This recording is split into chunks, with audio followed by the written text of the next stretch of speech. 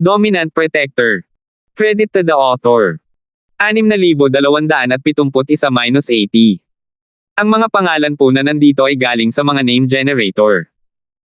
Kung meron man pagkakatulad sa mga pangalan ng tao o lugar at pangyayari, ito ay tunay na hindi sinasadya. Gintong Dragon. Mahinang sabi ni Terence.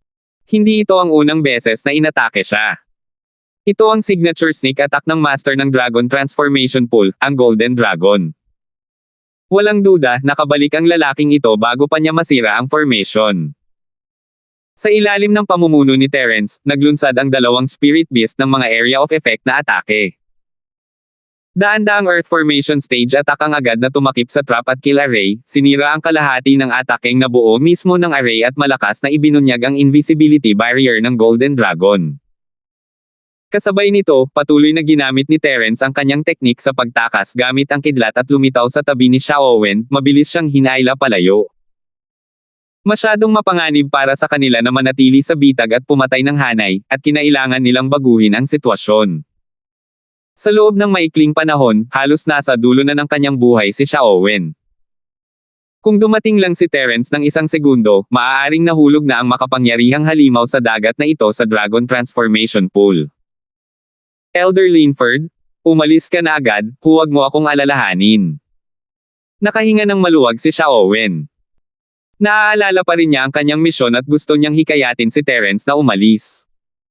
Hindi mahalaga kung seryoso siya o hindi, alam ni Terence na hindi niya ito basta-basta maaaring iwan. Huwag kang magsalita.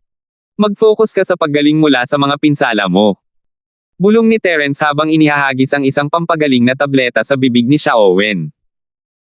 Ito ay gawa sa panloob na kaibuturan ng isang halimaw sa dagat at orihinal na inihanda para kay Gucio na mahilig makipaglaban kapag malaya siya. Bahagyang natigilan si Xiaowen, ngunit hindi siya nagsalita. Natunaw ang elixir sa kanyang bibig, at halata ang epekto.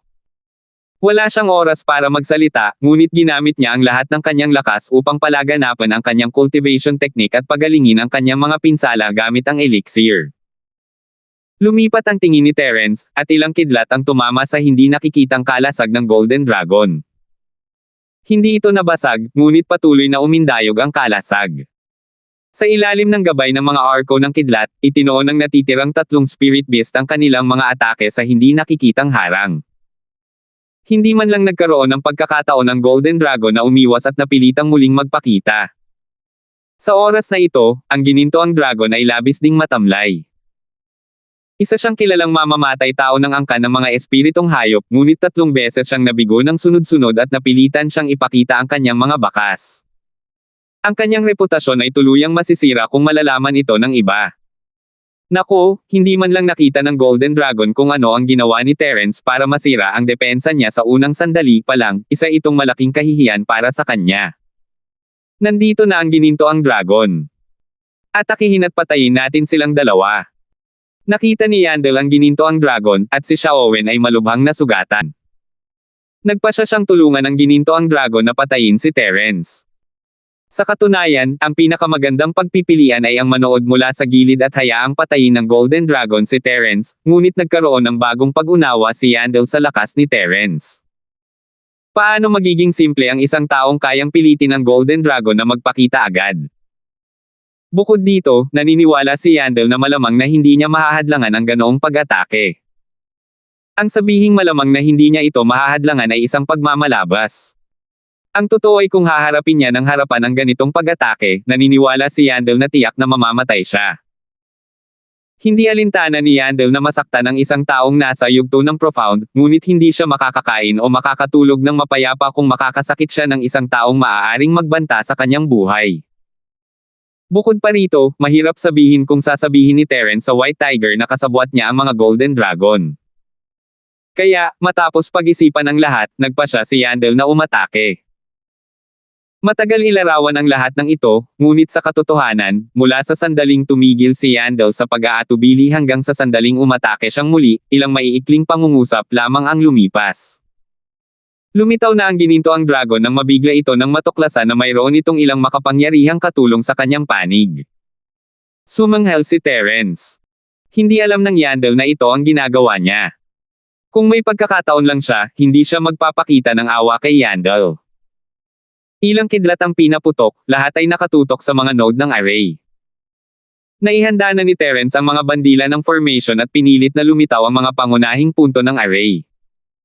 Ang arco ng kidlat ang huling sumire sa likod ng Amelio. Sa pagsabog ng unang node, tumigil sa paggalaw ang buong hanay ng mga bitag at kill. Nang walang paghihigpit sa Pormasayon, nasa mahirap pa ring posisyon si Terence laban sa mga spirit beast na pinamumunuan ng Golden Dragon, ngunit kahit papaano ay nagkaroon siya ng kaunting oras para huminga. Hindi ko inaasahan na si Elder Linford ay isang array master. Napakalakas niya. Hindi sapat ang impormasyong natanggap ko kanina. Ako, ang Golden Dragon, ang natalo sa kasunduang ito. Ikinumpas ng Golden Dragon na nakaitim ang kanyang kamay, hudyat sa kanyang mga Spirit Beast Masters na panatilihin ang kanilang Pormasayon at palibutan si Terence. Pagkatapos ay ibinaba niya ang kanyang itim na maskara. Isang mapatla at payat na mukha ang lumitaw sa harap ni Terence. Wala siyang balbas, ngunit mukhang nasa edad na siya ng 40 o 50 taong gulang. Madilim ang kanyang mga mata na may malamig na liwanag na kumikislap sa mga ito. Siyempre, ang anyo ng isang spirit beast ay hindi kayang kumatawan sa kanyang edad. Hindi talaga inisip ni Terence na ang Golden Dragon ay isang may sakit na tiyuhin na nasa katanghaliang gulang. Marahil ang kanyang tunay na edad ay halos kasing edad lamang ng isang kabataang tao, at ginawa niya ang kanyang sarili na ganito para magpanggap na malalim. Nandilim ang mukha ni Yandel. Sasabihin na sana niya na gagawin niya ang lahat para patayin si Terence, pero nang aatake na sana siya, naghaharap ang Golden Dragon at si Terence. Mukhang mag-uusap sila ng kaunti, at nakakailang iyon. Dapat ba siyang magpatuloy? Mas mabuting maghanda ng mga buto ng melon at tsaa para makasali sa tea party. Gintong Dragon, wala akong pakialam kung sino ang nag-utos sa iyo na gawin ito. Dahil nandito tayo, dapat mong malaman na ang taong nasa likod mo ay hindi magtatanggol sa iyo. Ito ay isang mataas na antas ng labanan sa pagitan ng angkan ng mga espiritong halimaw. Natatakot ako na darating siya at paksain ka sa lalong madaling panahon. Hindi kanya bibigyan ng pagkakataong kagatin siya. Kaya, ipinapayo ko sa iyo na umalis sa lalong madaling panahon. Iyan ang pinakamahusay na paraan upang mailigtas ang iyong buhay. Tumingin si Terence sa gininto ang dragon na may bahagyang ngiti sa kanyang mukha. Ha, Elder Linford, nakakatawa ka talaga. Ako, ang Golden Dragon, ay matagal nang nasa Royal City ng Spirit Beast Clan. Maraming tao ang gustong pumatay sa akin, pero sino ang nagtagumpay? Kung may sino mang nasa ilalim ng Sea Rift Stage na gustong makipag-ugnayan sa akin, malamang na ipapapatay nila ang kanilang mga sarili. Para naman sa mga eksperto sa Sea Rift Stage, tiwala sila sa kanilang katayuan, kaya ilan sa kanila ang handang sumama. Isa pa, kahit sumama sila, baka hindi nila ako mapigilan. Tumawa ng hysterical ang Golden Dragon na may napakayabang na ekspresyon. Gayunpaman, makatwiran din ang sinabi niya. Kung ang isang spirit beast sa yugto ng paghahati ng dagat ay susubukang harapin ang Golden Dragon sa yugto ng pagbubukas ng lupa, magtatagumpay lamang siya. Kung hindi, magiging katatawanan siya ng angkan ng Spirit Beast. Sa kasamaang palad, ang Golden Dragon ay mahusay sa pagtatago ng kanyang mga bakas at ang kanyang kakayahang makatakas ay mas malas pa. Maliban sa ilang nangungunang Spirit Beast Masters, sino ang nang-ahas na magsabi na mahuhuli nila siya? Dahil dito, naging matagumpay ang Golden Dragon sa kabisera. Hanggat hindi niya direktang sinasaktan ang ilan sa mga nangungunang tao, walang magbibigay pansin sa kanya. 6,272. Gintong Dragon, sa tingin ko hindi ko na kailangang sabihin sa iyo kung sino ang nasa likod mo. Sa tingin mo ba makakatakas ka kung gusto ka talaga nilang harapin? Mahinahong sabi ni Terence, may misteryosong ngiti sa kanyang mukha. Bahagyang nanigas ang mukha ng gininto ang dragon. Hindi naman imposible, kundi posible. Gayunpaman, wala na siyang paraan para makalabas ngayon, at mas magiging mapanganib lamang kung hindi niya matatapos ang gawain. Gintong Dragon, bakit ang dami mong sinasabing kalokohan sa kanya? Nasa teritoryo mo siya, sa tingin mo ba natatakot ako sa kanya? Nagkataon lang na nandito ang batang Panginoon na ito ngayon at tinulungan kang maalis ang batang ito. Ituring mo itong isang maliit na pabor. Natakot si Yandel na baka mahikayat ni Terence ang ginintoang dragon, kaya mabilis siyang tumayo at hinikayat itong umatake. Hindi ito ang unang beses na nakapasok siya sa Trans-Dragon Pool, at kilalang kilala niya ang Golden Dragon, kaya nagsalita siya ng walang pag-aalinlangan. Masyadong mabait si Young Master Eman, pero sensitibo ang pagkakakilanlan ng taong ito. Hindi ka ba natatakot na magdulot ng gulo? Bahagyang lumingon ang Golden Dragon at tumingin kay Yandel ng may bahagyang ngiti. Sa tulong ni Yandel, malaki ang mababawasan sa gintong dragon. Hindi nagtagumpay ang unang dalawang pagpatay, kaya hindi dapat maging masyadong malaki ang epekto. Sa pagkakataong ito, kusang lumapit sa kanya si Terence, at walang magsasalita kahit na mapatay siya sa Dragon Transformation Pool. Dahil si Yandel ang panangga, wala nang dapat ipag-alala pa. Ano ba ang sensitibo sa kanya? Isa lang siyang alchemist ng sangkatauhan, iniisip ba talaga niya na isa siyang big shot? Para sa amin na mga spirit beast, ang pagpatay sa kanya ay kasing dali lang ng pagpatay sa isang langgam. Paano ba naman, kung hindi ka maglalakas loob na gumawa ng aksyon, hayaan mo akong gumawa. Sumulyap si Yandel kay Terence nang may paghamak bago tinapik ang dibdib nito. Mas mainam na mangasar kaysa mangimbita. Kung talagang gusto ni Yandel na harapin mismo si Terence, kailangan niya itong pag-isipan, ngunit sigurado siyang hindi tatayo lang ang Golden Dragon at walang gagawin pagkatapos marinig ang sinabi niya. Mayroon ba akong hindi gustong gawin sa aking Dragonized Pool? Natatawang sabi ng Golden Dragon. Lihim na natuwa si Yandel sa kanyang sarili at naisip, tulad ng inaasahan ko, akmang hahampasin na niya habang mainit pa ang bakal at patuloy na hihikayatin ang Golden Dragon na umatake, ngunit biglang binago ng lalaking ito ang usapan at sinabing, gayunpaman, dahil masigasig si Young Master Eman, hindi ko maaaring hindi ka mamukhaan. Kung ganoon, kailangan kong hilingin kay Young Master Eman at sa iyong mga eksperto na ipakita muna ang kanilang lakas at turuan ng magandang leksyon ang batang ito. Hahawakan lang namin ang linya para sa iyo mula sa gilid. Biglang natigilan si Yandel. Casual ko lang sinasabi yun, seryoso ka ba talaga? Lumingon ang gininto ang dragon at itinuro si Terence, sinenyasan si Yandel na umalis. Masayang binigyan ni Terence ng oras dahil hindi naman ganoon kailas gumagaling si Xiaowen. Gintong dragon, teritoryo mo ito. Sa tingin ko ay hindi nararapat na kumilos ako, pero hindi rin naman nararapat. Dapat ka nang umalis. Kami na ang bahala sa iyo. Tingnan natin kung paano mo papatayin ang batang ito gamit ang iyong banal na kapangyarihan. Natauhan si Yandel at agad na gustong umatras. Hindi pa kasama rito ang mga kahihinatnan ng direktang pag-atake kay Terence, hindi niya inakalang siya ang katapat ni Terence sa lakas lamang. Kaya niyang sumuporta mula sa gilid, pero kung tungkol sa direktang pag-atake, kalimutan mo na. Wala akong pakialam, kaya bakit mo pa rin ako tinatanggihan? Bilasan mo na at umalis ka na. Tumawa ang gininto ang dragon at magalang na sumuko. Gayunpaman, sa sumunod na sandali, isang pangalawang Golden Dragon ang lumitaw sa tabi ni Terence, halos dumampi na ang palad nito sa ulo ni Terence. Tiningnan siya ng orihinal na Golden Dragon ng may kakaibang ngiti. Isang clone. Nakita lang talaga ni Terence ang teknik ng pag-clone ng Golden Dragon.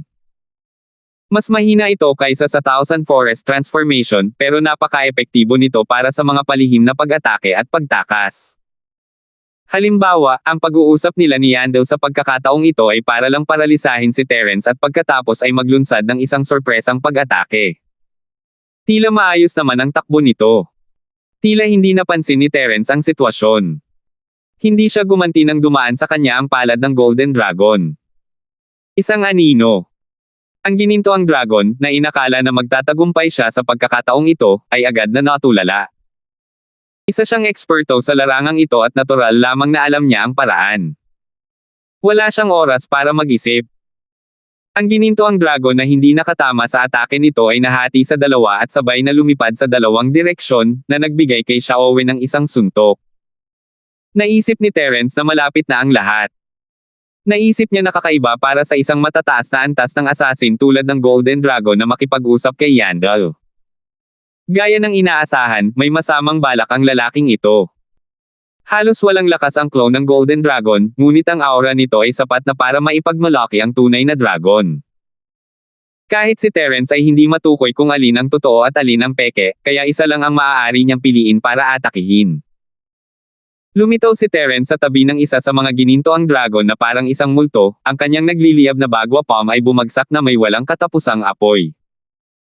Kahit hindi gaanong epektibo ang nag-aalab na palad ni Terence na may 8 trigram laban sa mga masters tulad ng Golden Dragon, kahit papaano ay nakumpirma niya na ito nga ang tunay niyang katawan. Bilang resulta, ang mabangis na apoy na palad ng 8 trigram ay nakapagpatalsik sa clone ng Golden Dragon ng walang anumang hadlang. Ang kanyang tunay na katawan ay nasa kabilang panig.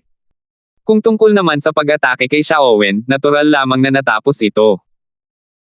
Hindi sapat ang pagliko ni Delon sa ere para ipagpatuloy ni Terence ang kanyang paghabol, ngunit ibang-iba ang usapan sa tulong ng teknik ng pagtakas gamit ang kidlat. Matapos matiyak na mali ang kanyang nahanap na target, sumulpot si Terence sa tabi ng isa pang Golden Dragon. Ang kanyang hugis dragon na 5 elementong layunin sa pagpatay ay biglang lumabas, at ang kanyang banal na sentido ay bumaba rin. Clone pa rin. Muling sumablay ang lahat ng kanyang mga atake, at hindi napigilan ni Terence ang mabigla. Lumingon siya para tingnan ang Golden Dragon sa tabi ni Yandel. Sigurado siyang ang palihim na pag-atake ng Golden Dragon ay isang tunay na pag-atake. Imposibleng magkaroon ng ganoong uri ng kapangyarihan ang isang clone. Gayunpaman, kung ang orihinal na katawan ng Golden Dragon ay nakatayo roon sa lahat ng oras na ito, hindi maaaring lahat ng clone ng Golden Dragon ay may parehong lakas ng pag-atake gaya ng orihinal na katawan, hindi ba? Pero may ideya si Terence, marahil hindi lahat ng clone ay kasing lakas ng orihinal, pero ang orihinal ay maaaring ilipat sa ibang clone anumang oras. Matapos pag-isipan ito, napagtanto ni Terence na hindi niya nalaman kung ano ang pinagdaanan ng tunay na katawan ng Golden Dragon nang gawin niya ang clone. Marahil ay hindi ito nagkataon lamang. Terence, ang lakas mo ay hindi lang pang-iibida. Nasa tugatog ka pa lang ng mistiko na kaharian ng Ascension, pero ang lakas mo sa pakikipaglaban ay kapantay ng isang Peak Mountain Splitter. Marami ka ring trump card. Malaking kawalan ang bagay na ito, at mukhang hihingi pa ako ng dagdag na bayad. Umarte ang Golden Dragon na parang hindi nangyari ang palihim na pag-atake. Nakangiti pa rin siya kay Terence. Medyo kakaiba ang ekspresyon ni Yandel. Napansin niyang baliw ang lakas ni Terence, pero tila hindi ito banta sa kanya. Nasaan ang gininto ang dragon na pinilit ni Terence na makalabas mula sa hindi mabilang na mga pag-atake sa entablado na nagbukas ng lupa? Kailangan pa kaya niyang magtago. Wala itong saysay. Walang talo, walang talo. Inihatid ko pa nga ang sarili ko sa pintuan mo. Dapat ay nakinabang ka rito, nakangiting sabi ni Terence. Sino ba naman ang hindi marunong magsalita ng walang kwentang bagay? 6,273. Kailangan ng 5 spirit beast ng oras para makabawi matapos gamitin ang kanilang buong lakas, at hindi alintana ni Terence ang paghihintay ng ilang sandali. Kapag nakabawi na sina Xiaowen at ang mga spirit beast, mas malaki ang tsansa niyang manalo. Totoo iyan. Personal na lumapit sa akin si Elder Linford at nagdala ng maraming interesanteng bagay. Paano pa ako makakahingi ng higit pa? Tumawa ang Golden Dragon habang nakatingin kay Terence. May mga interesanteng bagay ba? Ano ba ang pinagkakainteresan mo? Biglang bumilis ang tibok ng puso ni Terence, hinala niya na natagpuan na ng Golden Dragon ang Spirit Beast. Tutal, ang gininto ang dragon ay isang lubos na eksperto sa paglilihim at pagtatago. Maaaring hindi niya ito mapansin kapag hindi siya nagmamasid, ngunit kapag naghinala na siya, hindi imposibleng matagpuan ang maliit na espiritong halimaw. Maaari kayang ang palihim na pag-atake ngayon ay para mahanap din ang maliit na Spirit Beast. Tinupad ng Golden Dragon ang kanyang pangalan, hindi siya kailanman minamaliit ni Terence, ngunit minaliit pa rin niya ito. Alam mo kung ano ang gusto ko, pero natatakot akong hindi mo alam kung bakit ko ito nagustuhan. Gusto mo bang manghula? Hindi maintindihan ni Terence ang mga bagtong ng Golden Dragon. Gayunpaman, batay sa kanyang mga salita, nakita nga niya ang pag-iral ng maliit na espiritong halimaw. Marahil ay interesado siya sa malilit na ito na medyo kamukhang kamukha niya. Si Yandel naman ay lalong nalito. Hindi niya maintindihan ang pinag-uusapan nilang dalawa. Gusto lang niyang patayin agad ng Golden Dragon si Terence. Hindi naman sila naglalandian. Dahil sinabi mong hindi ko alam, natatakot akong hindi ko mahulaan kahit subukan ko pa. Bakit hindi mo na lang sabihin sa akin? Naramdaman ni Terence na handa nang sumugal muli ang Spirit Beast. Palihim niyang hawak ang isang Earth Formation Talisman, handang umatake anumang oras. Nagbagsakan nga sila, pero hindi ito ang inaasahan ni Terence. Gulat na gulat siyang nakatingin sa eksena ng buhay at kamatayan sa harap niya. Sa totoo lang, hindi pa niya naisip ang ganito. Ilang segundo ang nakalipas, ang Golden Dragon ay tumatawa pa rin at nakikipag-usap kay Yandel. Bigla itong lumitaw sa likuran ni Yandel at casual na ginamit ang mga daliri nito bilang kutsilyo upang madaling saksakin ang puso ni Yandel. Sa pamamagitan ng isang pagsabog ng tunay na chi, agad nitong napatay si Yandel. Kasabay nito, ang mga Spirit Beast Master sa Dragon Transformation Pool ay nag-activate din ng kanilang battle formation. Gayunpaman, ang kanilang target ay hindi si Terence o si Xiaowen, kundi ang mga gwardya sa tabi ni Yandel. Bagamat ang mga gwardyang ito ay nasa Earth Formation stage na, sila ay nabigla at natarante rin. Nang malaman nilang ang kanilang batang Panginoon na si Yandel ay napatay ng gininto ang dragon sa isang iglap, pakiramdam ng mga gwardya ay gumuho ang kanilang mundo. Kanina lang sila nagtutulungan, kaya paano sila biglang naging mortal na magkaaway? Hindi pa kumukupas ang gulat at kawalan ng paniniwala sa mga mata ni Yandel nang mabilis na naglahong liwanag sa kanyang mga mata. Totoo ngang isang mamamatay tao ang Golden Dragon, ngunit hindi kailanman inakala ni Yandel na ang lalaking ito ay talagang maglalakas loob na atakihin siya. Siya ay direktang inapo ng angka ng puting tigre. Kahit na siya ay isang inapo na may 2-digit na antas, hindi hahayaan ng angka ng puting tigre na ipahiya ng sinuman ang isang nangungunang angka ng mga espiritong hayop sa ganitong paraan. Nakangiti pa rin ang gininto ang dragon. Tila wala siyang pakialam habang inilalabas niya ang kanyang palad na puno ng dugo. Bahagyang umugoy ang kanyang katawan at muling lumitaw sa likod ng isa sa mga gwardya. Sa isang casual na suntok, isa na namang panibagong buhay ang kanyang naranasan. Mas lalong nataranta ang mga natitirang gwardya. Ang kanilang lakas ay hindi kapantay ng Golden Dragon, at kinailangan nilang harapin ang opensibong pormasayon habang ang kanilang mga isip ay nasa gulo. Wala silang kapangyarihang labanan ang Golden Dragon, na isang nangungunang mamamatay tao. Sa loob lamang ng isang hininga, si Yandel at ang kanyang mga gwardya ay tuluyang nalipol, at tanging mga bangkay at dugo ang naiwan. Isa rin ba sa mga target mo si Yandel? Mahinang tanong ni Terence matapos maayos ang lahat. Sa katunayan, nangyari ang lahat ng ito sa napakaikling panahon, ang mga may mas mabagal na proseso ng pag-iisip ay maaaring walang oras para mag-react. Hindi. Siyang Master Eman ay kliyente ko. Maituturing na kaaya-aya ang dati naming kooperasyon.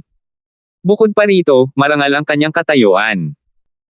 Sa kabisera, walang sino man ang gugustuhing gumugal sa angka ng puting tigre para lang mabili ang kanyang buhay. Nagkibit balikat ang Golden Dragon, na parang hindi siya ang pumatay kay Yandel. Hindi ko talaga maintindihan. Dahil walang nang-ahas na sumugal para saktan ang angka ng mga puting tigre, bakit mo pa rin sila pinatay sa harap ko? Hindi ka ba natatakot sa paghihiganti ng angka ng mga puting tigre? Hindi maintindihan ni Terence. Pumunta si Yandel sa Dragon Transformation Pool, at imposibleng walang nakakita sa kanya.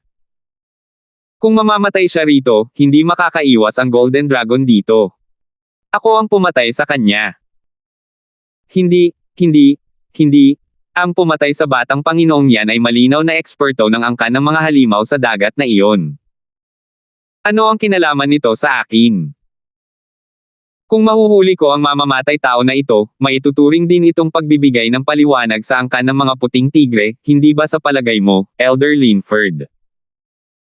Ikinumpas ng gininto ang dragon ang kamay nito, at agad na lumipad ang dugo rito. Walang natira kahit isang patak, na parang hindi ito kailanman nadungisan. Hindi ba't napaka-inosente mo? Hindi ba't ang isang direktang inapo ng angka ng puting tigre ay walang natitirang banal na bakas ng pandama kapag pinatay ng isang tao? Kung ganoon nga, maraming beses nang napatay ang mayabang na batang ito, di ba? Hindi makapaniwala si Terence na hindi malalaman ng angkan ng puting tigre kung sino ang pumatay pagkatapos mamatay ni Yandel, nakatagpo na rin siya ng ganoong bagay. Tama si Elder Linford, pero sa labas iyon, sa aking Dragon Transformation Pool, ang ganitong uri ng marka ng kamalayang espiritual ay hindi ganoon kamahiwaga. Nag-iwan na ng marka ang kaibigan mo sa kanyang katawan, kaya hindi mo na kailangang mag-alala tungkol sa akin. Itinuro ng Golden Dragon si Xiaowen. Mukhang hindi siya nagbibiro. Nabigla si Terence.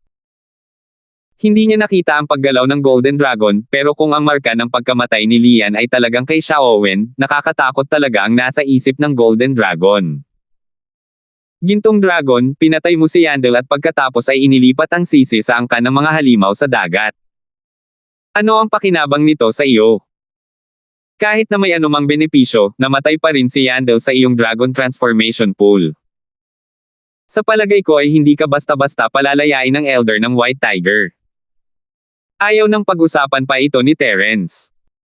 Mas interesado siya kung bakit biglang naging masungit ang gininto ang dragon at pinatay si Yandel. Malalaman din ni Elder Linford sa lalong madaling panahon kung may anumang benepisyo. Ngayon, hayaan mo muna akong pabagsakin itong kaibigan mo. Ikinumpas ng Golden Dragon ang kanyang kamay, at ang mga Spirit Beast mula sa Dragon Transformation Pool ay agad na lumingon kina Terence at Xiaowen. Mapatay man nila o hindi si Terence, madali lang mapapatamba ng Golden Dragon si Xiaowen basta't mananatiling abala ang Porma Sion. Nanigas ang puso ni Terence, at malapit na niyang utusan ang mga Spirit Beast na umatake. Kung wala ang level 6 trap at kill array, ang 5 Spirit Beast at daan-daang Earth Opening Stage attacks ay sapat na para agad na mapatay ang 7 Mountain Opening Stage Spirit Beast na ito. Wala siyang magiging problema sa pagprotekta kay Xiaowen mula sa atake ng Golden Dragon.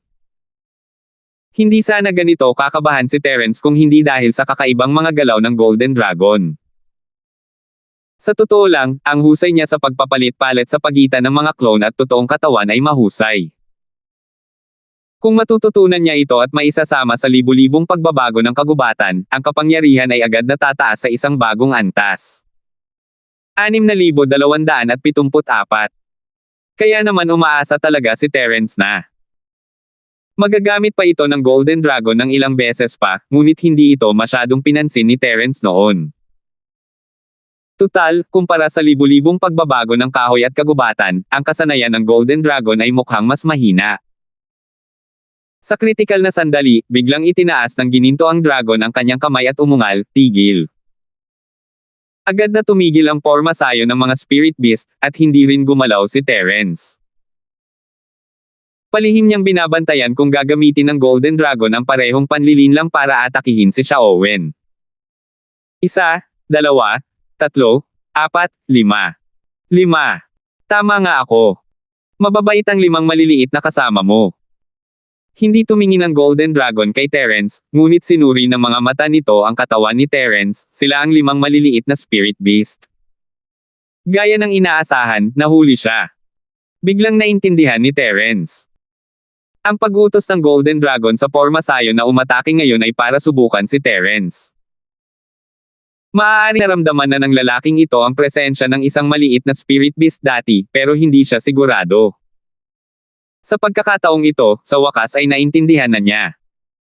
Nang handa nang umatake ang maliliit na ito, nagkaroon ng bahagyang pagbabago sa espiritual na chi. Sinuri ito ng Golden Dragon at nakita ito. Kung hindi inutusan ni Terence ang maliit na Spirit Beast na umatake, ang pagsubok ng Golden Dragon ay magiging isang tunay na pag-atake, at wala nang magagawa pa. Hindi niya lang alam kung ano ang gustong gawin ng Golden Dragon ngayon. Tunay ngang pambihira ang mga first-class assassin ng Spirit Beast Capital City. Hindi madaling matuklasan ang maliliit na taong ito. Nagtataka ako, pagkatapos mong malaman ang kanilang pag-iral, ano ang gagawin mo? Huwag mong isipin na kayang harangan ng mga nasasakupan mo ang kanilang mga atake. Mayroon kang battle formation, ako rin. Bahagya ng umiti si Terence habang nakikipag-ugnayan siya sa Spirit Sense ng Polaka, maingat na inaayos ang mga posisyon ng 5 maliliit na Spirit Beast. Hindi siya nagsisinungaling bilang isang formation master na kayang basagin ang isang level 6 trap at patayin ang formation. Walang problema si Terence sa pagpapabuo ng 5 spirit beast sa isang simpleng battle formation. Kung hindi lang dahil sa katotohanang kailangan niya ang banal na sentido ng Polaka, matagal na sana itong ginawa ni Terence. Wala na siyang magagawa tungkol dito ngayon. Kayang-kayang ang talunin ng maliliit na ito ang porma sayo ng labanan ng mga spirit beast sa Dragon Transformation Pool, pero hindi niya sila maaasahan sa loob ng maikling panahon. Matapos bumuo ng porma sayo ng labanan, iba na ang sitwasyon. Napakadaling supulan ang iba pang porma sayo ng labanan, at kahit ang Golden Dragon ay maaaring mabalot nito. Elder Linford, relax ka lang. Ayoko munang makipag-away sa iyo sa ngayon. Kung hindi ko sana napatay si Yandel at hindi ko sana dinala ang gulo sa sarili ko. Ang pagpatay sa mga taong ito ay tanda ng aking katapatan.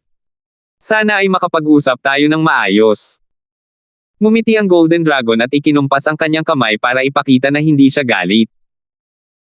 Napaangat ang mga labi ni Terence at naging isang mapang uyam ng ngiti. Baliw siya kung maniniwala sa mga salita ng Golden Dragon. Mainit pa rin ang katawan ni Yandel, at isa itong aral na handang matutunan. Alam kong maaaring hindi ka maniwala sa akin, pero hindi mahalaga iyon basta't masasagot mo ang mga tanong ko. Nagkibit balikat ang Golden Dragon na parang wala siyang pakialam kung may tiwala sa kanya si Terence o hindi. Itinuro niya ang Spirit Beast sa tabi ni Terence. Gusto ko lang itanong kay Elder Linford, saan mo nakuha ang maliliit na ito? Kung masasabi mo sa akin, ako, ang Golden Dragon, ang magiging kaibigan ni Elder Linford mula ngayon. Para sa kapakanan ng aking kaibigan, tiyak na gagawin ko ang lahat. 2 tadyang. Ikaw ba ang sumaksak sa tadyang ng kaibigan mo? Talagang gusto mo itong gawin. Hindi itinago ni Terence ang kanyang sarkasmo, ayaw niya talagang makipag-usap sa mga taong tulad nito. Elder Linford, basta't sasabihin mo sa akin ang gusto kong malaman, sasabihin ko rin sa iyo ang gusto mong malaman. Paano kung makipagpalitan tayo ng patas? Dapat alam mo na ito ang Dragon Transformation Pool, kaya hindi ko kailangang gawin ito. Ang Dragon Transformation Pool ay hindi lang basta may grade 6 na trap at kill array. Maniwala ka sa akin, napakasimple lang para sa akin na makitungo sa iyo dito. Nakangiti pa rin ang Golden Dragon, na parang biro lang ang mga banta na ito. Gayunpaman, naniniwala si Terence na hindi nagbibiro ang lalaking mapatla ang mukha.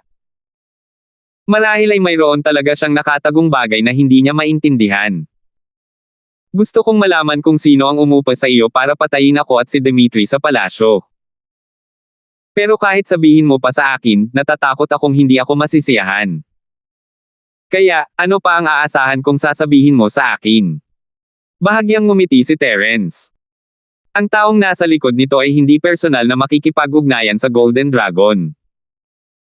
Mas madaling makakuha ng isa sa kanyang mga pinagkakatiwalaang aid para gawin ito. Dahil napakaraming pagsubok ang pinagdaanan ng Mastermind para mahanap ang Golden Dragon, wala nang saysay na mag-imbestiga pa si Terence. Kahit pa sabihin sa kanya ng Golden Dragon ang totoo, wala pa rin itong silbi na impormasyon. Iyan lang ang masasabi ko. Maniwala ka man o hindi, gusto mo man o hindi, sarili mong desisyon yan. Sabihin mo na sa akin ang sagot ngayon. Gusto mo ba akong kausapin sa mabait na paraan? O gusto mo akong patumbahin muna kayong lahat? Nakangiti pa rin ang gininto ang dragon, ngunit may bahid ng lamig sa kanyang mga mata. Halata na nawawala na siya ng pasensya. Kung sa tingin mo ay kaya mo kaming talunin, siglang at subukan mo. Walang pakialam si Terence habang nakatingin sa gininto ang dragon. Hindi niya alam kung bakit ganoon na lang ang interes ng lalaking ito sa maliit na spirit beast. Siguro dahil magagamit niya ito bilang sanggunian para sa kanyang cultivation, o baka gusto niyang makahanap ng mga pagkakataon para sa tagumpay mula sa maliit na spirit beast. Ano man ang mangyari, hindi iyon ang estilo ni Terence na makipagtulungan. Dahil tumanggi ka sa isang toast para lang uminom ng forfeit, huwag mo akong sisihin sa hindi pagiging magalang. Nanlamig ang mukha ng Golden Dragon habang biglang sumigla ang kanyang aura. Tila susuko na siya sa mga palihim na pag-atake at direktang aatakihin si Terence. Base sa lakas ng magkabilang panig, may kumpiyansa ang Golden Dragon na gawin ito. Gaano man kalakas si Terence, isa lamang siyang peak profound. Ang pagkakaiba sa pagitan nila ay dalawang malalaking antas, at tiyak na isa siyang nilalang na kayang durugan ang iba. Gintong Dragon, gusto kong makita kung gaano kakawalang galang. Sa kritikal na sandali, biglang tumayo si Xiaowen at pumwesto sa pagitan nilang dalawa. Kuya Yang, gumaling ka na ba sa mga pinsala mo? Ngumiti si Terence, napansin niyang halos tuluyan ng gumaling ang mga pinsala ni Xiaowen. Hindi naman siya nasaktan sa simula pa lang, at sa tulong ng tableta, natural lang na gumaling siya ng napakabilis. Salamat sa mga table tasks, Kuya Linford. Maliit lang na sugat yan, pero maayos na ako ngayon. Tumawa si Xiaowen at hindi lumingon. Gayunpaman, ang paraan ng pakikipag-usap niya kay Terence ay sapat na upang ipakita ang pagbabago sa kanyang saloobin. Dati ay dahil lang iyon sa utos ni Eman, pero ngayon ay iginagalang na niya si Terence mula sa kaibuturan ng kanyang puso at itinuring ito bilang isang kaibigan. Isa ka lang maliit na halimaw sa dagat, at akala mo talaga napakalakas mo. Nasa listahan ka na ng mga dapat kong patayin, at dahil sabik ka ng mamatay, tutuperin ko ang hiling mo. Mapanghamak na sulyap ng gininto ang dragon kay Xiaowen at ikinumpas ang kamay. Biglang tumaas ang tubig sa lawa sa di kalayuan. Hindi mabilang na mga linya ng tubig ang nagpalit-palit at naging maliliit na pilak na ahas at sumugod patungo kay Xiaowen. 6,275. Hahaha. Ang lakas ng loob mo talagang maglaro sa tubig sa harap naming mga halimaw sa dagat. Sino kaya ang nagbigay sa iyo ng lakas ng loob na gawin yan? Nagpakita si Xiaowen ng isang mapang-uyam na ngiti. Lahat ng halimaw sa dagat, kahit ano pa ang kanilang katangian, ay ipinanganak para maglaro sa tubig. Sa harap ng gayong pag-atake, tiyak na wala siyang dapat ikatakot. Nang papalapit na ang mga ahas na kulay pilak, biglang pinakawala ni Xiaowen ang lahat ng kanyang tunay na chi, na naging dahilan upang huminto sandali ang mga ahas na kulay pilak. Pagkatapos, kalahati sa kanila ay sapilitang nahati at sumabog bilang hindi mabilang na mga patak ng kristal na tubig. Ibinalot ni Xiaowen ang kanyang mga braso sa kanyang sarili at casual na ikinakaway ang mga ito. Ang mga patak ng tubig ay umikot at sumayaw sa hangin ng maayos. Sa isang iglap, sila ay naipon at naging isang grupo ng maliliit na peteng, na pawang bumukas ang kanilang mga bibig at sumugod patungo sa natitirang mga ahas sa tubig. Mayon kang ang ilang kasanayan. Karapat-dapat kang maging eksperto sa angka ng mga halimaw sa dagat. Nagkaroon pa nga ng oras ang gininto ang dragon para purihin siya, na parang wala itong pakialam sa kalahati ng mga ahas sa tubig na inagaw ni Xiaowen. Sa harap ng atake ng mga water shark, hindi tumigil ang grupo ng mga water snake na kontrolado ng metal elemental dragon. Patuloy silang sumugod kay Xiaowen, sinusubukang patayin muna ito. Hindi natakot si Xiaowen. Bumuo siya ng isang di nakikitang pananggalang na patong gamit ang kanyang tunay na chi sa harap niya, na pumipigil sa mga ahas tubig na sumulong pa. Samantala, ang grupo ng mga peteng tubig na nakasunod sa likuran ay nagsimula ng lumunin ang mga ahas tubig. Interesado si Terence sa ganitong uri ng labanan. Dahil si Xiaowen ang may kalamangan, natural lang na hindi na niya kailangang magmadaling tumulong. Hindi maiwasan ni Xiaowen na makaramdam ng ginhawa nang makita niya kung gaano kalakas ang mga water shark. Sa loob lamang ng 2 segundo, mahigit kalahati ng mga water shark ang nanalo sa labanan. Ang sitwasyon ay naging isang panig lamang. Naisip niya kung dapat ba niyang ipadala ang kalahati ng mga water shark upang salakayin ang Golden Dragon. Bago pa siya makapagdesisyon, mas lalong sumulong ang grupo ng mga water shark at tuluyang winasak ang grupo ng mga water snake sa isang iglap. Hindi na nagatubili si Xiaowen at agad na kinontrol ang grupo ng mga water shark para bumalik at umatake. Biglang may nangyari. Lahat ng mga peteng tubig ay agad na nagkalabuan at muling naging hindi mabilang na maliliit na ahas tubig, nakapalibot kay Xiaowen. Namutla si Xiaowen sa takot. Hindi niya kailanman inakalang ang kontrol niya sa daloy ng tubig ay magiging mas mababa kaysa sa kontrol ng isang miyembro ng angkan ng mga espiritong hayop. Bukod pa rito, ang kalamangan na natamo niya kanina ay pawang sinasadyang ginawa ng gininto ang dragon para manhid siya. Masyadong malapit ang mga ahas tubig kay Xiaowen, at ang kanilang bilang at kalidad ay mas mahusay kaysa dati. Nabigla si Xiaowen, at ang tunay na depensang chi na kanyang itinayo ay napunit na parang papel. Nagulat din si Terence, walang kakayahan sa pagbibigay ng babala ang Jade Space, kaya wala siyang napansing anumang kaina-hinala tungkol sa Golden Dragon. Sa totoo lang, hindi talaga inakala ni Terence na matatalo si Xiaowen sa ipinagmamalaki niyang galaw. Walang sinabi ang Golden Dragon, hindi lang basta level 6 trap and kill formation ang mayroon ang Dragonized Pool. May mas malalakas pa silang mga bagay doon. Sa sobrang lapit, wala nang oras si Terence para iligtas si Xiaowen. Nakatingin lang siya sa mga ahas sa tubig na parang alon, hindi niya alam kung may pagkakataon pa siyang makatakas. Tunay ngang kahanga-hanga ang paglalaro ng tubig ng mga eksperto ng angkan ng mga halimaw sa dagat. Talagang pinag-iba nila ang pananaw ng mga tao sa kanila. Gusto pa ring asarin ng gininto ang dragon si Xiaowen habang kinokontrol ang mga ahas sa tubig para umatake. Halata na mayroon pa itong natitirang lakas. Walang oras si Terence para sayangin sa kanya.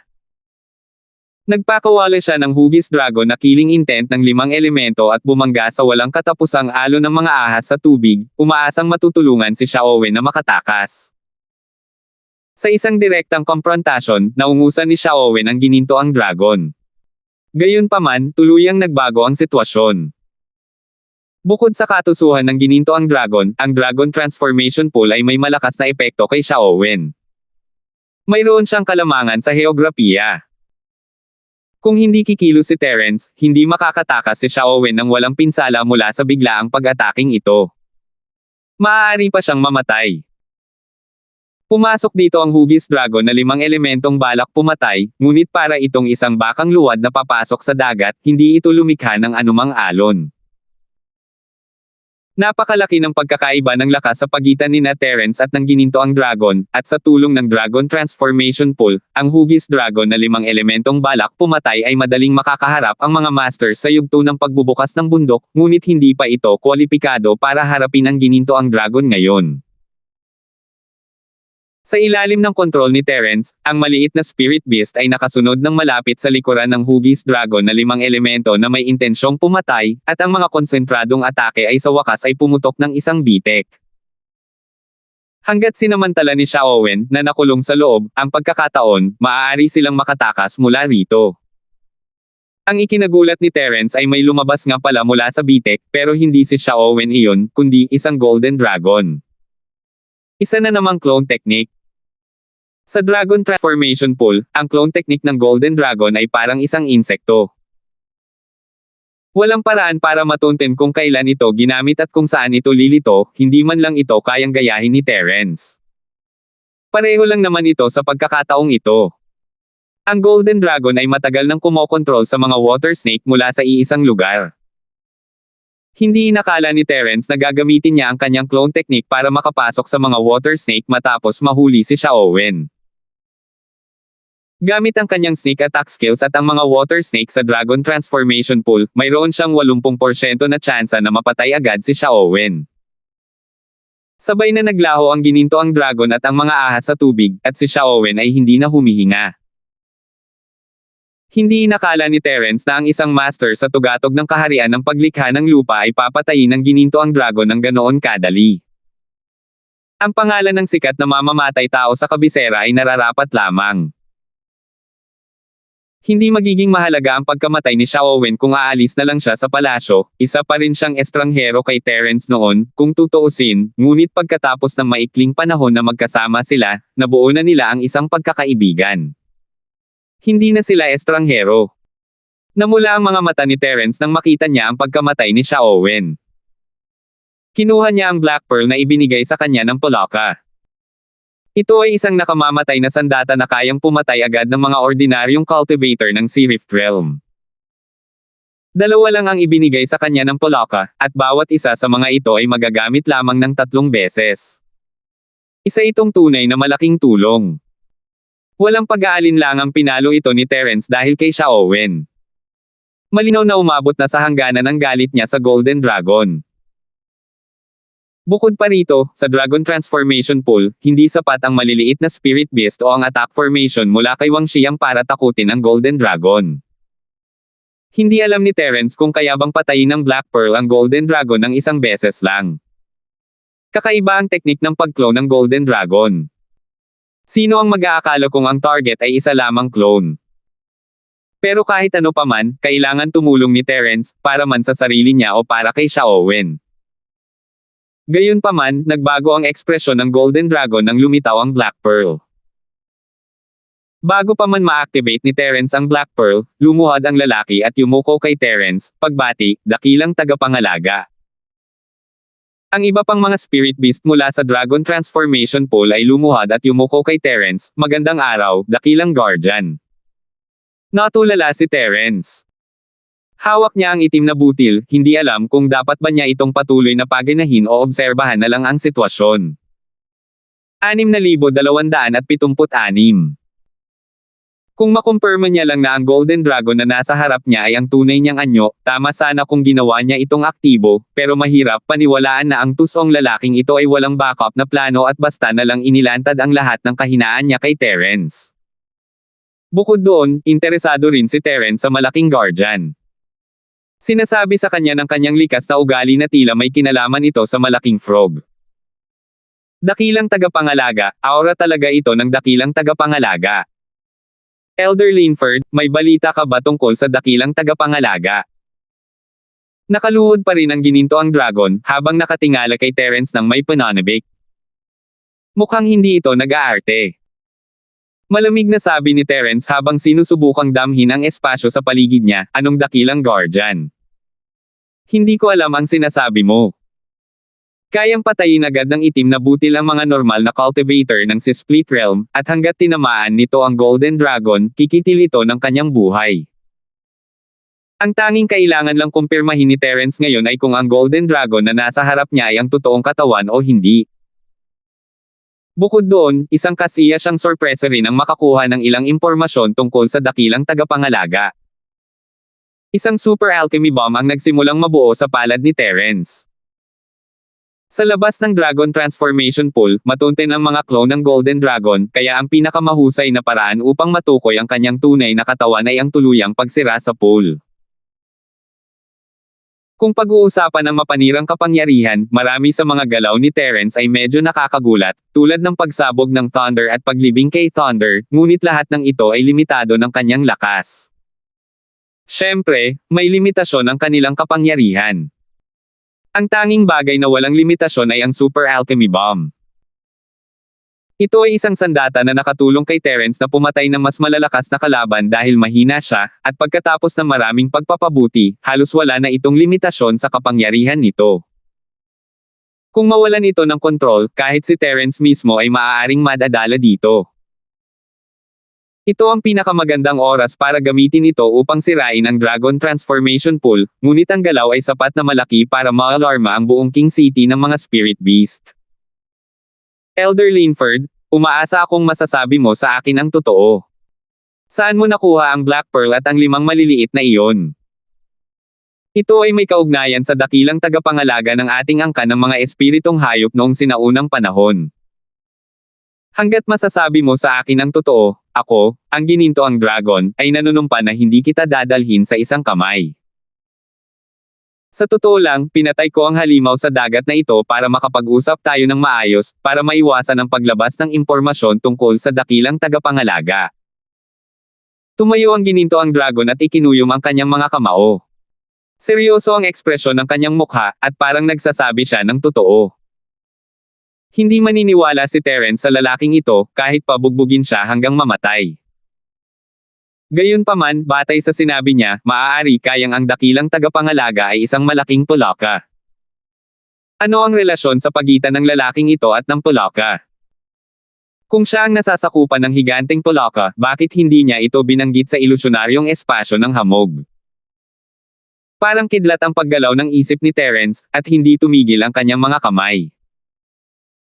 Patuloy siyang bumubuo ng mga super alchemy firebomb habang mahinang nagtanong, anong meron sa nabanggit mong dakilang guardian? Kung gusto mong sabihin ko sa iyo kung saan nanggaling itong bagay na nasa kamay ko, kailangan mo munang sabihin sa akin ang tungkol sa dakilang guardian na ito. Walang problema, pero may sasabihin muna ako. Kung may alam ka tungkol sa dakilang tagapangalaga pero hindi mo ako mabigyan ng kasiyasang impormasyon, huwag mo nang isipin na umalis sa Dragon Transformation Pool. Tumango ang Golden Dragon at tumingin kay Terence ng may seryosong mukha. Sinabi mo lang yan, basta't nagsasabi ako ng totoo sa'yo, isusumpa mo na hindi mo ako hahawakan. Ngayon, babawi ka na naman sa sinabi mo. Hindi ka ba makapagsalita ng mas malinaw? Pang-uuyam ni Terence. Bago niya ipaliwanag ang sitwasyon, malamang ay wala nang pakialam ang Golden Dragon sa ganitong uri ng pang-uuyam. Gaya ng inaasahan, nagkibit-balikat ang lalaking ito at walang pakialam na sinabi, ang hindi paghawak sa iyo ay hindi nangangahulugang palalayain kita. Napakahalaga ng bagay na ito. Hindi kita palalayain pagkatapos mong malaman ang lahat ng mga sikreto. Maliban na lang kung hindi ka magtatanong ng kahit ano at sabihin mo lang sa akin ang alam mo, saka ko magagarantiya na makakaalis ka ng ligtas. May katuturan ang mga sinabi ng Golden Dragon. Dahil sa personalidad niya, masasabing tapat na siya, wala nang mahihiling pa si Terence. Sige, alam ko na ang kalagayan mo. Ngayon, sabihin mo sa akin kung sino ang tinatawag mong dakilang tagapangalaga. Ayaw ng pag-usapan ni Terence ang naunang usapan. Tutal, mas interesado siya sa malaking tagapangalaga. Sa totoo lang, hindi naman sikreto ang usapin ng dakilang tagapangalaga. Matagal na panahon na iyon, at natatakot akong hindi alam ng maraming espiritong hayop ang tungkol dito. Ang maputlang mukha ng ginintoang dragon ay nagpakita ng isang nakapagpapaalala na ekspresyon, ngunit mahirap sabihin kung totoo ito o hindi. Noong sinaunang panahon, ang dakilang tagapangalaga ang pinakadakilang nilalang sa angkan ng mga espiritong hayop. Maging ang hari ng mga espiritong hayop ay lubos na iginagalang siya. Gayunpaman, kalaunan ay ikinulong siya at tinatakan sa isang ipinagbabawal na espasyo. Hindi ko alam kung maayos na siya ngayon. Elder Linford, ang butil na nasa kamay mo ay may aura ng dakilang tagapangalaga, kaya umaasa akong masasabi mo sa akin ang lahat ng iyong nalalaman ng may katotohanan. Anong klaseng espiritong halimaw ang tinutukoy mong dakilang tagapangalaga? Anong klaseng bawal na espasyo ang nagbuklod sa kanya? Ano ang relasyon mo sa dakilang tagapangalagang ito? Mahinahong tanong ni Terence sa ginintoang dragon, wala siyang balak na sabihin muna sa kanya. Hindi alam ng ginintoang dragon ang gagawin, pipilitin sana niya si Terence na magsalita kung kaya niya, pero hindi niya ito dapat madaliin. Kailangan niya munang sagutin ang tanong ni Terence. Ang dakilang tagapangalaga ay isang sinaunang banal na pulaka na nasilyuhan sa espasyo ng ilusyonaryong hamog. Isa kang tagapagtatanim ng tao, kaya maaaring hindi mo alam ang tungkol sa espasyo ng ilusyonaryong hamog. Noon, ito ay isang lugar na espesyal na ginagamit upang ipatapon at selyuhan ang mga makapangyarihang espiritong halimaw, ngunit may ilang hindi kilalang pagbabago ang nangyari kalaunan at ang daanan na konektado sa espasyo ng ilusyonaryong hamog ay gumuho. Dahil dito, imposibleng makapasok dito ng normal, at walang sino man ang maaaring lumabas mula rito. Gayunpaman, hindi pa rin natin alam kung ano ang nangyayari sa loob. Alam ni Terence ang lahat ng sinabi ng ginintoang dragon, maliban na ang malaking tagapangalaga ay malamang na ang malaking pulaka. Hindi maaaring may pangalawang sinaunang banal na pulaka sa espasyo ng ilusyon maliban sa malaking pulaka na iyon, tama ba? Mali ang ginintoang dragon tungkol sa isang bagay. Hindi naman sa hindi maaaring lumabas ang mga tao sa loob, kundi handa silang palabasin ng malaking pulaka. Gayunpaman, malamang na dumating ang kakayahang ito kalaunan. Kung hindi sana kinain ng malaking pulaka ang lahat ng mga espiritong hayop na nakakulong sa loob bilang pagkain. Mapipilitin sana nitong lumabas ang mga makapangyarihang espiritong hayop na ito at maghanap ng paraan para masira ang selyo. Hindi mo pa sinasabi sa akin kung ano ang relasyon mo sa dakilang tagapangalaga ng sinaunang banal na pulaka. Hindi naman maaaring ang lahi niya ang mayroon ka, di ba? Muling pang-aasar ni Terence sa gininto ang dragon. Ang Super Alchemy Bomb sa kanyang palad ay halos wala na sa kanyang kontrol, at hindi na ito masyadong malayo sa oras na siya ay aatake. Itinago ni Terence ang enerhiya ng Super Alchemy Bomb, kaya hindi na malaya ng Golden Dragon kung gaano kitikot ang chi sa kamay ni Terence. Para sa kanya, gaano kalaki ang banta ng isang taong practitioner sa tugatog ng Mystic Ascension Realm, kahit natipunin niya ang lahat ng kanyang chi. 6,277. Kaming mga ahas na walang anino ay naging mga bantay ng anino ng dakilang tagapag-alaga mula pa noong sinaunang panahon. Ang aming mga pamamaraan sa paglilinang ay pinahusay din ng dakilang tagapalaga. Ang iyong maliliit na anak ay may ilang mga katangian ng aming walang anino na angkan ng ahas, ngunit mas gusto nilang baguhin ang kanilang kapaligiran. Dahil dito, naghinala ako nang makita ko sila. Ngunit nang ilabas mo ang itim na butil na iyon, lubos akong natitiyak na ikaw ay kamag-anak ng dakilang tagapangalaga. Sa katunayan, hula ko ay nagmula ka sa ilusyonaryong espasyo ng Ambon. Sa puntong ito, ang maputlang mukha ng gininto ang dragon ay talagang namula, halatang labis na nasa sabik. Sa kabilang banda, palihim na nagulat si Terence, talagang metikuloso ang lalaking ito, at napakalakas ng kanyang kakayahang mag-decode. Sa totoo lang, nahulaan niya na galing siya sa Illusion Fog Space, dala lang ang maliit na clone na ito. Tila hindi siya maaaring maging masyadong pabaya kapag ginagamit ang Spirit Beast. Kung makikita ito ng Golden Dragon, makikita rin ito ng 4 na tagapag-alaga. Lahat sila ay mga matatandang halimaw, at kapag nakita na nila ang Spirit Beast, maaaring maghinala sila na si Terence ay nagmula sa Illusion Fog Space. Para sa mga taong tulad ng 4 na dakilang tagapagtanggol, normal lang na patayin si Terence nang hindi tinatanong ang dahilan, bukod pa sa may dahilan para maghinala. Medyo mapanganib iyon. Inalis niya ang mga iniisip at bumaling sa gininto ang dragon, sabi mo ba ang walang anino mong angkan ng ahas ay ang bantay ng anino ng dakilang tagapag-alaga? Kung gayon, bakit kayo ayos lang?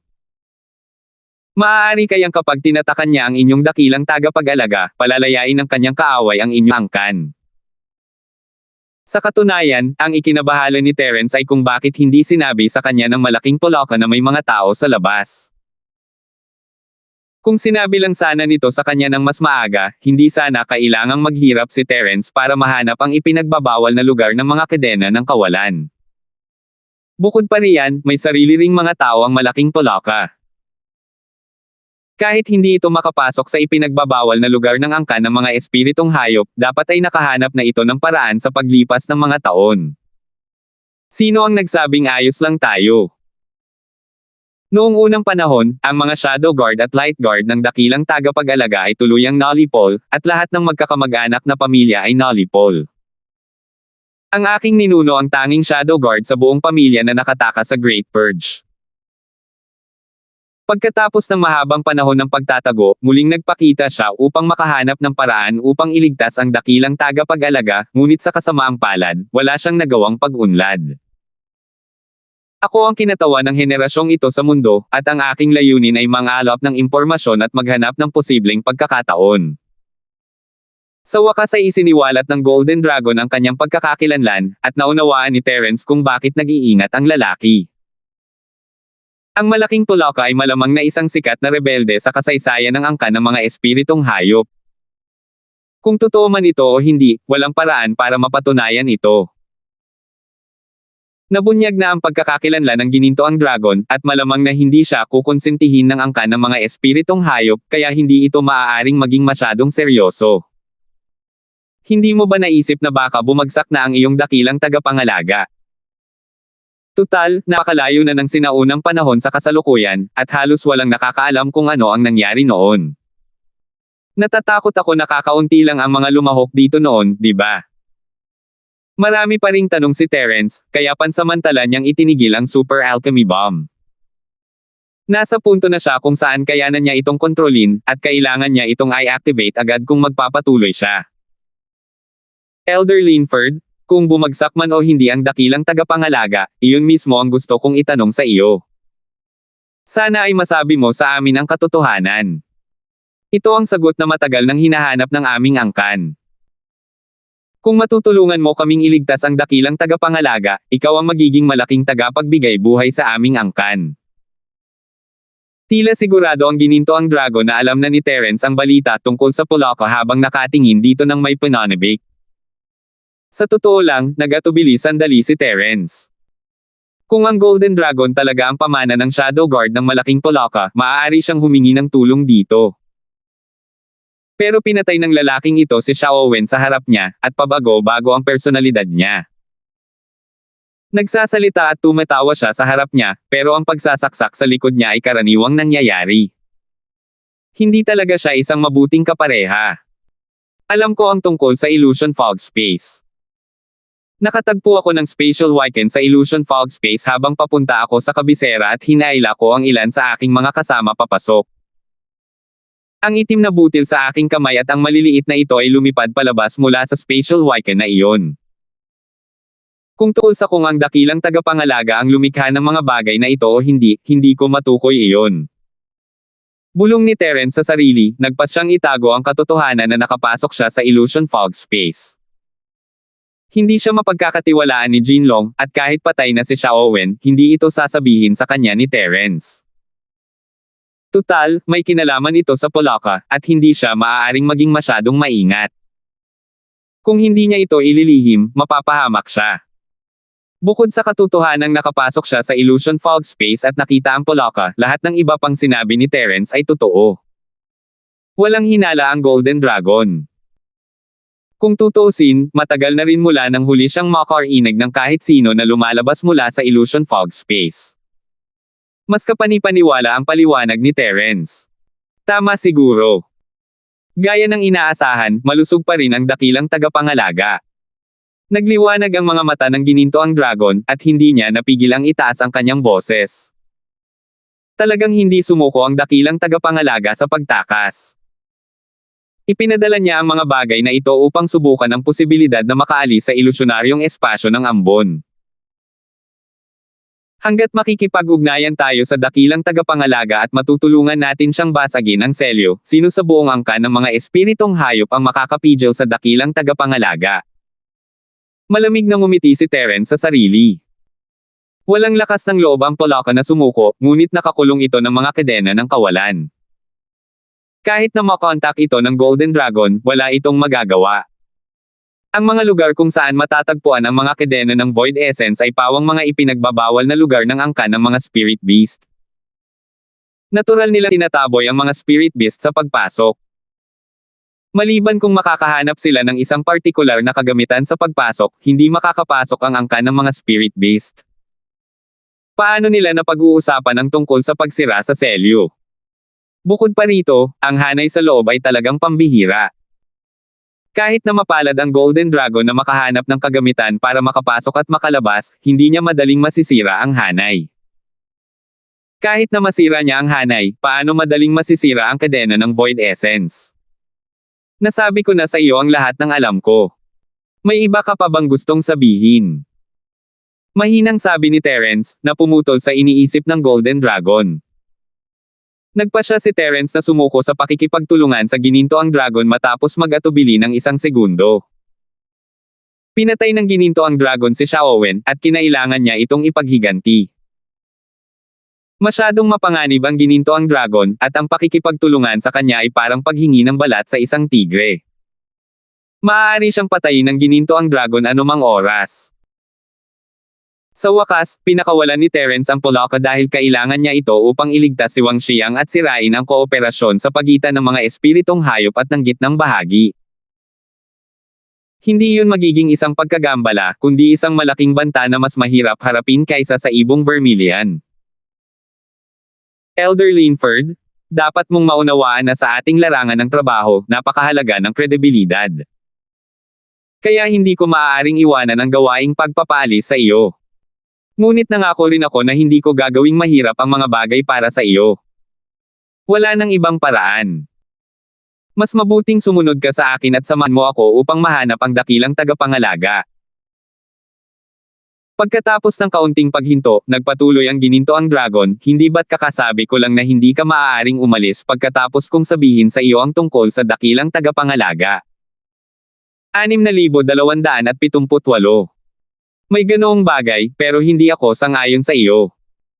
Bahagyang ngumiti si Terence, hindi ba't masyado siyang inosente para isipin na makukuha niya ang kalayaan nito sa ilang salita lang. Patuloy na nabubuo ang super alchemy bomb sa kanyang palad, nadagdagan ni Terence ang dami ng spirit sense na inilagay niya, kaya mas madali niya itong makontrol. Hindi direktang pinataas nito ang pinakamataas na limitasyon ng kanyang kapangyarihan. Kung hindi pinatay ng Golden Dragon si Xiaowen, maaaring pinili ni Terence na makipagtulungan sa kanya dahil sa relasyon nito sa Polaka. Sa kasamaang palad, masyadong mabilis ang kilos ng lalaki, dahilan para mapasama siya sa blacklist ni Terence. Hindi nasa iyo kung sasang-ayon ka o hindi, Elder Linford. Sana ay hindi ka gagawa ng anumang bagay na magpapahirap sa amin. Muling sumili ang isang ngiti sa mukha ng Golden Dragon, at mukhang hindi siya nakakapinsala. Gayunpaman, ang ngiting ito ay nagpaalala kay Terence ng panahon kung kailan namatay sina Yandel at Xiaowen. Tila ba gagawa na naman ng aksyon ng Golden Dragon, ngunit kapaki-pakinabang pa rin sa kanya si Terence, kaya malamang ay magiging mahinahon siya sa kanya at ililigtas ang buhay nito. Dahil dito, hindi siya binigyan ng anumang abiso tungkol sa panganib ng Jade Space. Dahil nakabanti si Terence, hindi niya binigyan ng pagkakataon ng Golden Dragon na atakihin siya. Agad niyang pinaandar ang tatlong pagpapakita ni na Cloud at Dragon na nag-iwan ng isang after image kung saan siya nakatayo. Lumitaw ang kanyang tunay na katawan sa hangin, at itinapon niya ang super alchemy bomb sa pool. Ang Black Pearl ay isang nakamamatay na sandata, at ayaw itong sayangin ni Terence bago pa man niya makumpirma ang tunay na anyo ng Golden Dragon. Kailangan niya munang lutisin ang problema ng Dragon Transformation Pool. Habang kumikilos si Terence, lumitaw ang gininto ang dragon sa likod ng imahe ni Terence gaya ng inaasahan at nagpadala ng kutsilyo sa leeg ni Terence, ngunit tumama ito ng walang anumang pagtutol.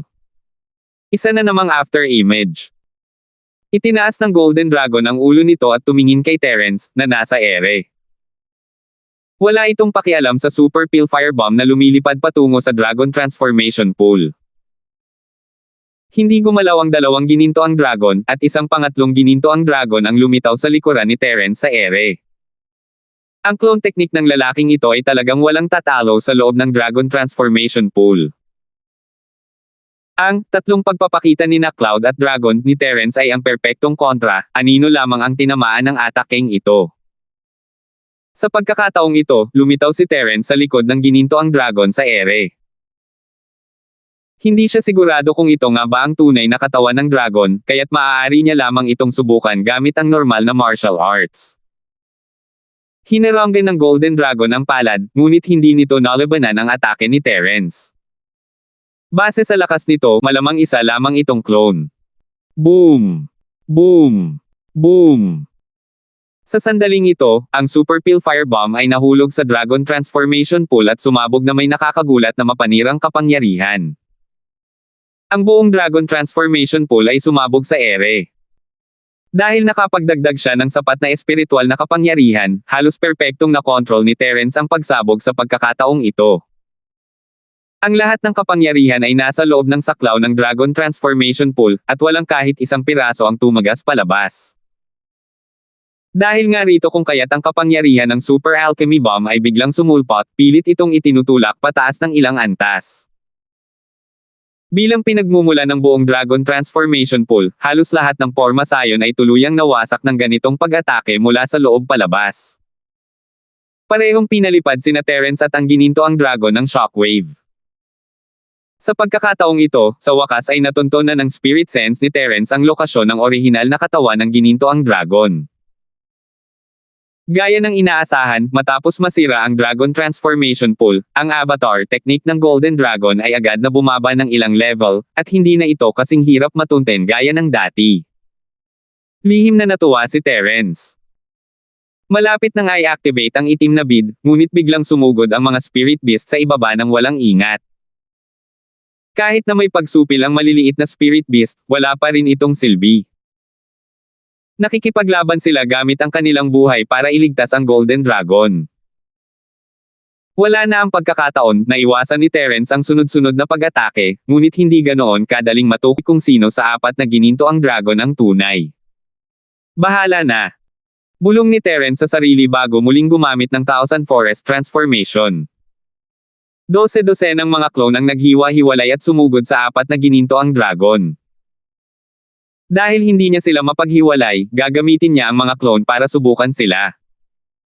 Pagdating sa bilang, hindi siya natakot na magkumpara. Sinamantala ng maliliit na espiritong halimaw ang butas na nabubunyag noong inaatake nila si Terence na nakataya ang kanilang buhay. Sinamantala nila ang pagkakataon at agad na napatay ang dalawa sa mga tauhan ng Golden Dragon. Natigil ang buong pormasayon ng labanan. Kung hindi lang dahil sa pagkakataong nakabawi ang maliliit na ito, malamang ay agad ding napatay ang natitirang 5. Elder Linford, paulit-ulit akong ginulat ng lakas mo. Nagagawa mo talaga ito. Sinira mo pa nga ang Dragon Transformation Pool ko. Kamangha-mangha. Gayunpaman, napakalakas ng kaguluhang ito na nararamdaman ito ng buong kabisera. Malapit nang dumating ang mga gwardya ng patrol. Gusto mo ba talagang makipaglaban sa akin? Tumawa ang Golden Dragon. Ang lalaking ito ay napakatuso. Kahit sa totoong katawan niya, ginamit lamang niya ang lakas ng kanyang mga clone, kaya imposibleng makita ni Terence ang pagkakaiba. Napa-M si Terence. Alam niyang takot ang gininto ang dragon sa itim na perlas, malinaw na ipinakita ng presensya ng Poloka na ang perlas ay hindi isang simpleng bagay kahit hindi nito alam ang tunay nitong kapangyarihan. Nandito na ang mga gwardya ng patrolya. Hindi ba dapat ikaw ang natatakot? Pinatay mo sina Yandel at Xiaowen, at kasabay nito, nasaktan mo ang parehong angkan ng White Tiger at ang angkan ng mga halimaw sa dagat. Sa palagay ko ay hindi ka makakaligtas. Natukoy na ng pandaman ni Terence ang maraming mga Panginoon na nagmamadaling lumapit. Bukod sa pangkat ng patrolya ng mga Spirit Beast, mayroon ding 2 pang piling gwardya mula sa angkan ng mga Sea Beast. Malamang na natanggap na nila ang kahilingan ni Xiaowen para sa tulong kanina, ngunit napakabilis ng lahat ng nangyari pagkatapos nilang makapasok sa Dragon Transformation Pool. Namatay na si Xiaowen bago pa man sila makarating. Sa malayo pa, makikita ang ilang eksperto na may aura ng mga puting tigre na paparating. Malinaw na ikinabahala ng pagkamatay ni Yandel ang angkan ng mga puting tigre. Sa ganitong mga pangyayari, gaano man kalakas ang Golden Dragon clone, hindi nito matatakasan ang kapalaran ng pagkapaligiran. Elder Linford, hawak mo ang kagamitan ng dakilang tagapangalaga at ang puppet ng dakilang tagapangalaga sa iyong tabi. Kahit ako ay hindi naniniwala na wala kang kinalaman sa dakilang tagapangalaga. Sa tingin mo ba ay maniniwala ang 4 na dakilang tagapangalaga? Kung tungkol naman kina Yandel at Xiaowen, ano ang kinalaman ng kanilang pagkamatay sa akin? Pinatay ni Xiaowen si Yandel at ang kanyang mga gwardya, ngunit dahil nangyari ito sa aking teritoryo, hindi ko maaaring magpanggap na hindi ko ito nakita. Para mabigyan ng paliwanag ang angkan ng puting tigre, gusto ko sanang pabagsakin si Xiaowen, ngunit hindi ko sinasadyang napatay siya.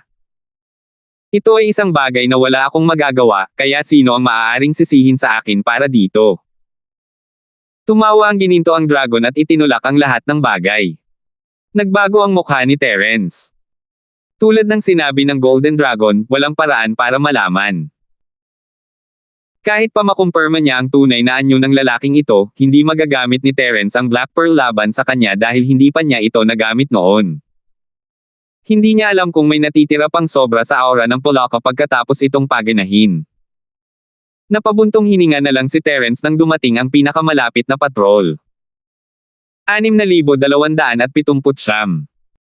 Alam ni Terence na nawala na siya ng pagkakataong patayin ang Golden Dragon dito.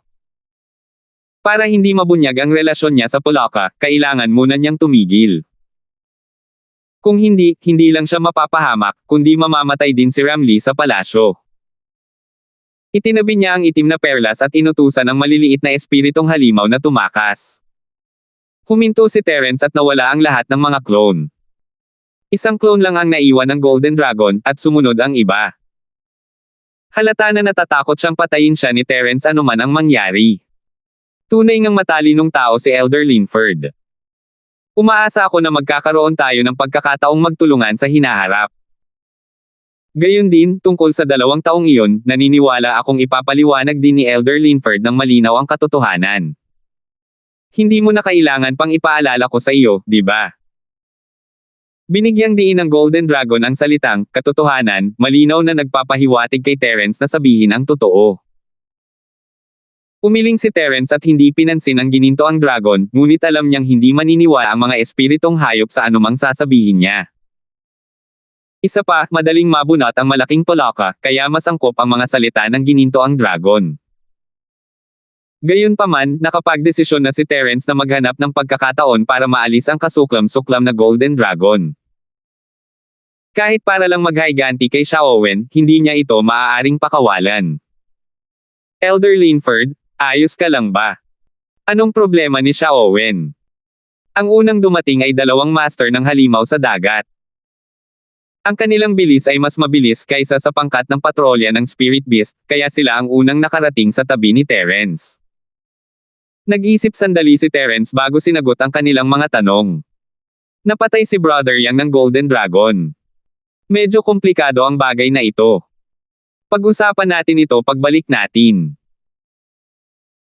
Kung ang angkan ng mga halimaw sa dagat at ang angkan ng mga espiritong halimaw ay nagtutulungan pa rin, maaaring gamitin ni Terence ang pagkamatay ni Xiaowen upang udyukan sina Eman at ang angkan ng mga espiritong halimaw na mag-away, ngunit hindi na kailangan iyon ngayon. Handa na si Eman na makipaghiwalay sa angkan ng mga espiritual na hayop. Hindi matalinong dagdagan pa ang apoy sa oras na ito. Tutal, mahina pa rin ang lakas ng angkan ng mga hayop sa dagat sa kabisera. Napakadelikado para kay Eman na makipagtalo sa kanila. Kung si Terence ay medyo mas mataba at walang pakialam sa buhay ni Eman at hahayaan siyang mamatay sa King City ng Spirit Beast Clan, malamang na agad na maglulunsad ng malawakang pag-atake ang mga Sea Beast sa katimugang isla. Kahit na hindi nila malusutan ang depensibong harang ng katimugang isla, hindi na muling makakadaan sa dagat ang Spirit Beast Clan. Sa kasamaang palad, hindi malupit na tao si Terence, hindi niya gagawin ang ganito. Siya ang ginintoang dragon. Galit na itinuro ng isa sa mga master ng halimaw sa dagat ang ginintoang dragon. Hindi naman sa sikat ang lalaking ito, kundi ang ginintoang dragon na lang ang natitira maliban kay Terence. Umatras na ang lahat ng iba pang mga espiritong halimaw, kaya hindi mahirap sabihin. Paano mo nagawang patayin ang isang miyembro ng aming angkan ng mga halimaw sa dagat? Hinahanap mo lang ang kamatayan. Bago pa makasagot si Terence, umungal na ang isa pa, handang atakihin ang ginintoang dragon. Halos kapantay ni Xiaowen ang lakas ng 2 master ng halimaw sa dagat na ito. Kung wala ang suporta ng Dragon Transformation Pool, maaaring hindi sila matalo ng orihinal na katawan ng Golden Dragon sa isang direktang komprontasyon, lalo na ang clone na naiwan. Natatakot ito na baka hindi man lang makayanan ng clone ang kahit isang galaw mula sa kanila. Tumigil kayo. Sino ang nangahas na gumawa ng hakbang sa kabisera? Ayaw nyo na bang mabuhay? Bago pa man makakilos ang mga eksperto ng Sea Beast Clan, dumating na sa pinangyarihan ang mga patrol guard ng mga Spirit Beast. Bagamat hindi sila gaanong malakas at kahit sino sa mga taong naruroon ay kayang pumatay sa kanila sa loob ng ilang segundo, kinakatawan nila ang mukha ng Spirit Beast Clan. Kung talagang gagawa sila ng hakbang, katumbas na ito ng pagdedeklara ng digmaan sa buong Spirit Beast Clan. Lahat, ito ang Dragon Transformation Pool, ang teritoryo ng Golden Dragon. Pumasok sila ng walang pahintulot sa Dragon Transformation Pool at hinamon pa tayo. Ano sa tingin ninyo ang dapat nating gawin tungkol dito? Itinaas ng Golden Dragon ang kanyang baba at itinuro ang 3. Bagamat kara-rating lang ng 2 halimaw sa dagat, hindi nito napigilan ang ginintoang dragon na ituring silang mapang-akit. Tutal, ang Dragon Transformation Pool ay teritoryo niya, kaya may karapatan siyang magsalita. Pagkatapos niyang magsalita, dumating din ang mga tao ng angkan ng puting tigre. Ang kanilang pinuno ay isang binata na may mukha na puno ng hanggaring pumatay. Ang kanyang anyo ay halos kapareho ng kay Yandel, at malamang isa siya sa mga direktang inapo ng angkan ng puting tigre. Sino ang pumatay kay Yandel? Sino ang nagbigay sa iyo ng lakas ng loob na hawakan ang mga tao ng aming angkan ng puting tigre sa kabisera? Nang makita ng binata ang basag na bangkay ni Yandel sa lupa, agad siyang nagalit. Biglang sumabog ang kanyang aura. Isa rin siyang eksperto sa dakilang bilog ng paglikha ng lupa. Umiling si Terence. Pareho ang paraan ng pagsasalita ng tatlong grupong ito noong una silang dumating, bawat isa ay mas malakas kaysa sa huli. Ang lahat ay nakasalalay sa kung paano natapos ang mga bagay-bagay. Young Master Yandel, pinatay si Young Master Eman ni Xiaowen mula sa Sea Beast Clan. Gusto kong pabagsakin ang mamamatay tao at ibigay siya sa The White Tiger Clan. Hindi ko inaasahan na magiging ganito kalakas ang lalaking iyon. Wala akong laban sa kanya kahit hindi ko gamitin ang buong lakas ko. Sa huli, halos hindi ko siya napatay. Pasensya na talaga. May guilt na ekspresyon sa mukha ng Golden Dragon na para bang nakagawa siya ng malaking pagkakamali dahil hindi niya nahuli ng buhay si Xiaowen. Gintong Dragon, ano ang ibig sabihin ng pag-iwan ng isang clone dito? Nakokonsensya ka ba? Ngumisi ang batang Panginoong si Tian, na kapatid din ni Yandel. Hindi siya naniwala sa mga salita ng gininto ang dragon. Wala kang sinasabing kalokohan. Walang kinalaman si Xiaowen sa mga tao ng The White Tiger Clan, kaya paano siya makakapatay ng mga tao? Ikaw siguro, ikaw na B** star, ang nagtatangkang iframe kami. Elder Linford, sabihin mo sa amin ang totoo. Nag-iilusyon ka kung iniisip mong kaya mo kaming iframe, ang Sea Beast Clan.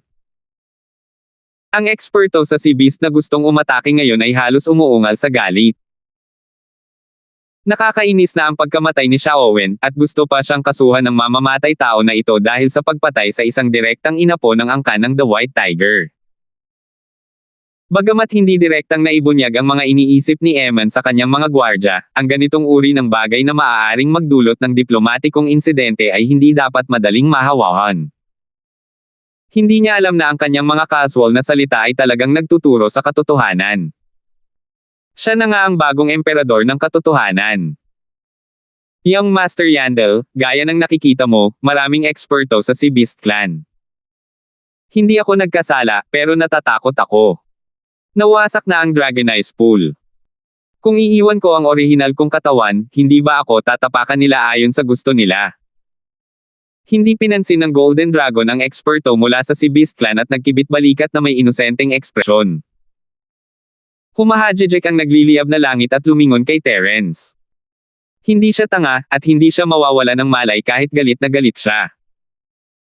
Kung isa lang itong basta-basta master na walang alam, hindi siya magtatanong kahit isang tanong.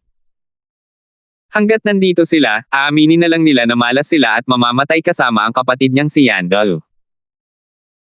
Sa kasamaang palad, hindi ordinaryong tao ang mga taong ito, kaya kailangang alamin ng nagliliyab na langit ang buong kwento.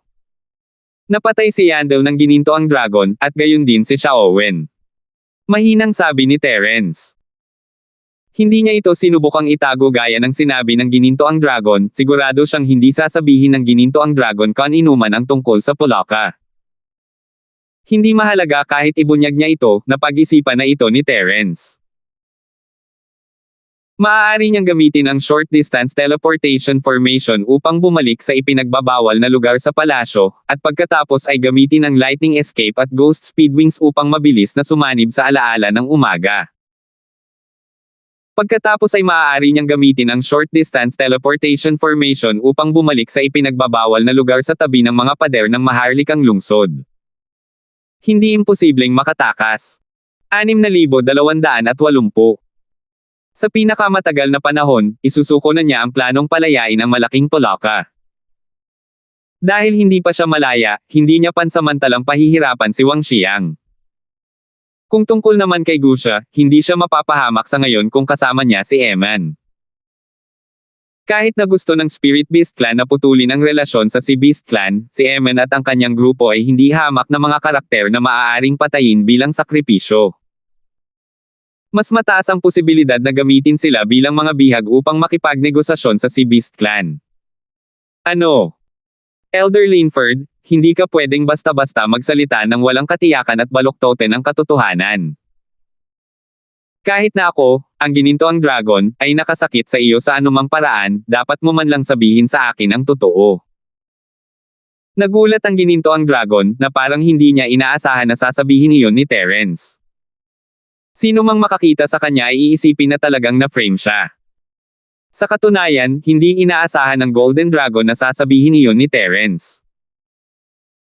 Akala niya ay pinagbabantaan niya si Terence, ngunit matapos itong pag-isipang mabuti, naunawaan niya ang iniisip ni Terence. Hinangaan niya si Terence at mas naging alerto kay Chen Chen. Isa itong malakas na kalaban.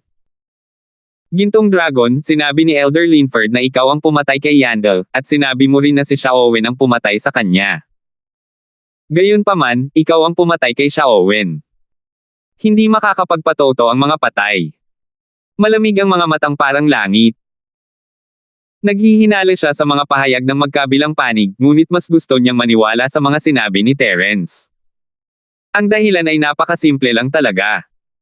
Ang Dragonite Pool ay teritoryo ng Golden Dragon. Si Yandel ay isang master ng Earth Opening Stage, at ang mga bantay sa paligid niya ay may katulad ding pamantayan. Hindi magiging madali para kay Xiaowen na patayin silang lahat ng mag-isa.